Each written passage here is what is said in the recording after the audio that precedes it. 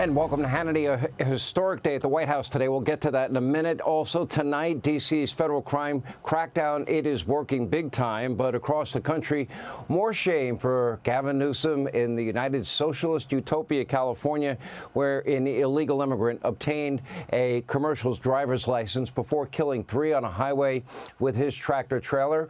We'll check in with DHS Secretary Kristi Noem will weigh in tonight. Also, James Comey has some thoughts, not on his atrocious behavior, but on being a weird Taylor Swiftie. Beyond bizarre. Take a look. You see, Taylor Swift and I go way back. I went to my first concert of hers 15 years ago. I've been to a second, and I have helped financially support the attendance of a lot of family members at others. You are a very weird man. Anyway, coming up, we'll explore Mr. Higher Loyalty's pathetic fall from grace. But first tonight, huge historic news from the White House. Peace between Russia and Ukraine is now a real possibility. There's a lot of ground to cover. I don't want to be overly optimistic. We don't like to overpromise and underdeliver. But all of it thanks to President Trump. Unlike every other world leader, he was able to pull this off. Unlike every other world leader, he's willing to expend political capital. Now, pause for a moment and think about how historic this really is. On Friday, we were in Alaska. That's less than 3 days ago. President Trump was in Alaska meeting with Vladimir Putin. Putin hadn't been on U.S. soil in 10 years. And just 48 hours later, the commander-in-chief did something that no other president would even dream of or even be willing to take a risk on. Take a look at your screen. He got all major NATO leaders to drop everything they were doing, take a weekend transatlantic flight to Washington, D.C. for this huge meeting at the White House with the Ukrainian President Zelensky. Now, these world leaders are now all praising Trump's commitment to peace. Take a look. I really want to thank you, President of the United States, dear Donald, for the fact that you, as I said before, broke the deadlock basically with President Putin by starting that dialogue. And I think it was in February that you had the first phone call. And from there, we are now where we are today. And that is, I think, if we play this well, we could end this. I think it is an important day, a new phase, after 3 years and a half that we didn't see any kind of sign from the Russian side that there was a willing for dialogue. So something is changing, something has changed, thanks to you. I think in the past 2 weeks, we've probably had more progress in ending this war than we have in the past 3.5 years. And I think the fact that we're around this table today is very much symbolic in the sense that it's Team Europe and Team United States helping Ukraine. Now, remember, it was only Friday that Trump haters and the state-run legacy media mob, the Democratic Party, they were telling you, every American, that Trump's peace negotiations with Putin were an embarrassment, a failure. He got schooled. Now, Senator Chris Murphy calling the meeting a disaster for the war in Ukraine, an embarrassment for our country. You know, few thought that Donald Trump could pull it off. Here it is Monday, and look at all the people. They're all at the White House. Why were all of Europe's leaders at the White House praising President Trump in less than 3 short days? He's moving at the speed of Trump. Now, the left in this country has been rooting for Trump to fail on every front and for this horrible war to what? Continue? More dying, more death? As President Trump pointed out, he could negotiate a total unconditional surrender from Vladimir Putin, and we could get a Moscow and St. Petersburg and more, and the left would still be unhappy. Take a look. I said that if in the settlement you got Moscow, St. Petersburg, and thousands of miles around them, they would say I made a bad deal.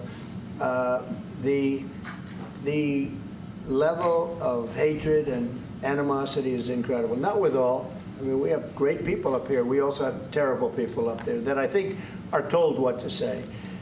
But, you know, in solving all of these wars, they don't even write about it. Now, let's temper expectations here. Make no mistake, there's still no guarantee that a peace deal is imminent or will even happen.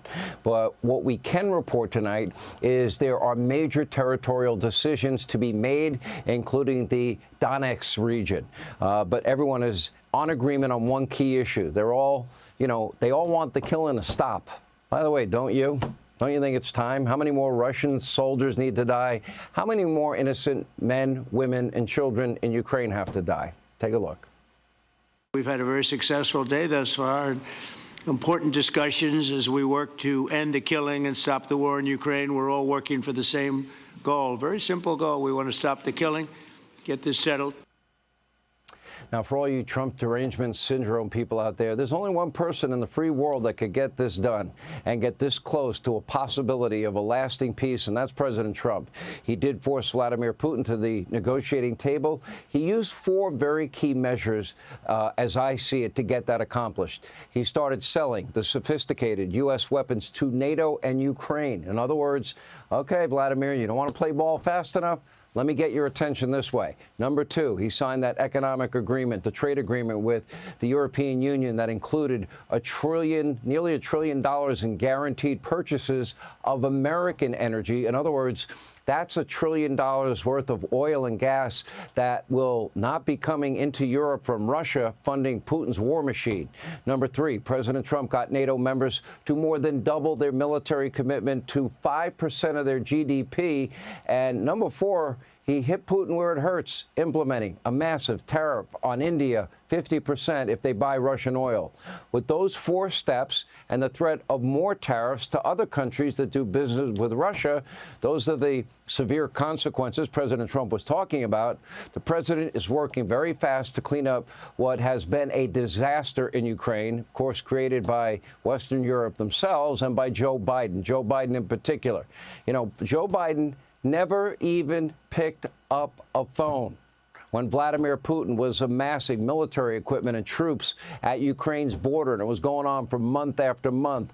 Many European countries continue to spend lavishly on Russian oil and gas, making Putin rich. In other words, funding his war machine, all while nixing their own power plants in the name of, quote, climate change, despite Trump's dire warning. Remember the white flag of surrender that he gave then German Chancellor Merkel. Europe even tried to lecture President Trump, you know, just before the meeting with Putin, about how he should negotiate. Their arrogance, appalling. None of them could accomplish what Donald Trump has accomplished to this point. At least we're talking. At least there's an opportunity. But now, because of President Trump, the sheer economic and military might of our country, the U.S., there is hopefully the chance of peace. And above all, the president has a commitment to peace, frankly, unlike anything we have seen. And the American people appreciate that. In fact, Trump's approval rating, look at this, insider advantage. By the way, one of the few pollsters that gets Donald Trump and is able to poll Donald Trump correctly, showing Donald Trump's approval rating surging. This took place after the Alaska summit with voters under 65. But this isn't peace at all costs. At the end of the day, if Vladimir Putin doesn't want a deal, President Trump is committed to breaking Russia's piggy bank with very aggressive, dire consequences and tariffs on anyone and everyone that buys Russian energy. And the U.S. Senate will help in that regard as well. Hey, Sean Hannity here. Hey, click here to subscribe to Fox News YouTube page and catch our hottest interviews and most compelling analysis. You will not get it anywhere else.